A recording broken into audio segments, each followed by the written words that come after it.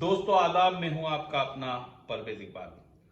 आज आपसे अपनी धर्मनिरपेक्ष नीति को त्यागती कांग्रेस के बारे में बात करूंगा। मुस्लिम मुक्त होने के लिए छटपटाती कांग्रेस के बारे में आपसे बात करूंगा। कांग्रेस के रायपुर अधिवेशन के लिए देश भर के अखबारों को जारी हुए कांग्रेस के विज्ञापन में मौलाना आजाद की तस्वीर गायब है। तिरंगा डिजाइन करने वाली सुरैया तैयब और उनके शोहर बदरुद्दीन तैयब भी गायब है। जय हिंद का नारा देने वाले आबिद अली साफरानी गायब हैं। इनकलाब जिंदाबाद का नारा बुलंद करने वाले हसरत मोहानी भी गायब हैं। अंग्रेजों भारत छोड़ो और साइमन गो बैक जैसे नारे देने वाले यूसुफ अली मेहर भी गायब हैं। डॉक्टर जाकिर हुसैन, फखरुद्दीन अली अहमद, रफी अहमद किदवाई जैसे लोग भी गायब हैं। कभी मुसलमानों की बदौलत सत्ता की मलाई खाने वाली कांग्रेस अब मुस्लिम मुक्त कांग्रेस बनना चाहती है। हालांकि कांग्रेस के प्रवक्ता कहते हैं कि यह गलती से हुआ है, लेकिन मुस्लिम मुद्दों पर मुंह में दही जमाने वाली कांग्रेस की मौजूदा रीति नीति से तो नहीं लगता कि यह गलती से हुआ होगा। दरअसल ये सारा खेल गलती नहीं, नियत की खराबी का है।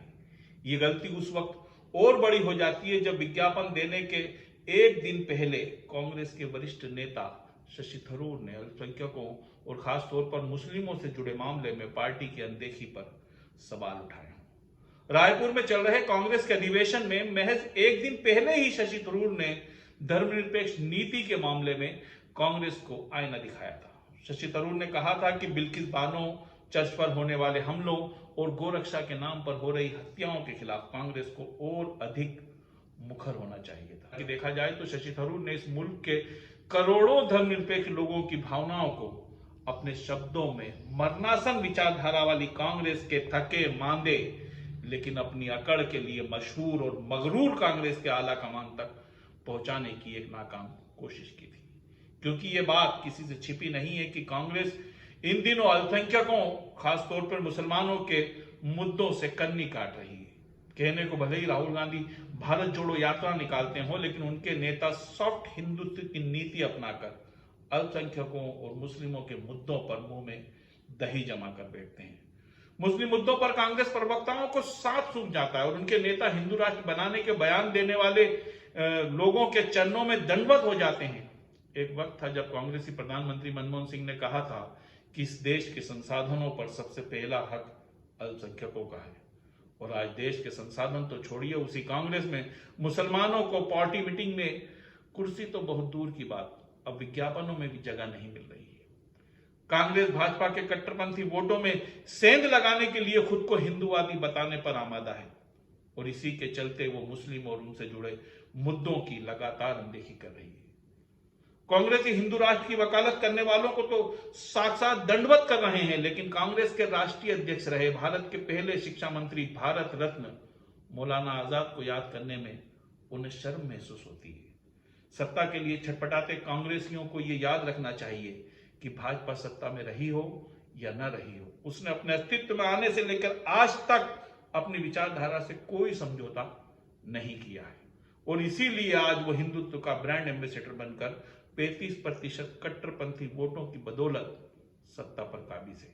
जबकि कांग्रेसी मात्र कुछ साल सत्ता से दूर होकर अपनी विचारधारा खो चुके हैं या उसे भूलना चाहते हैं, यानी वो अपने बैंड पर कायम नहीं रह सके।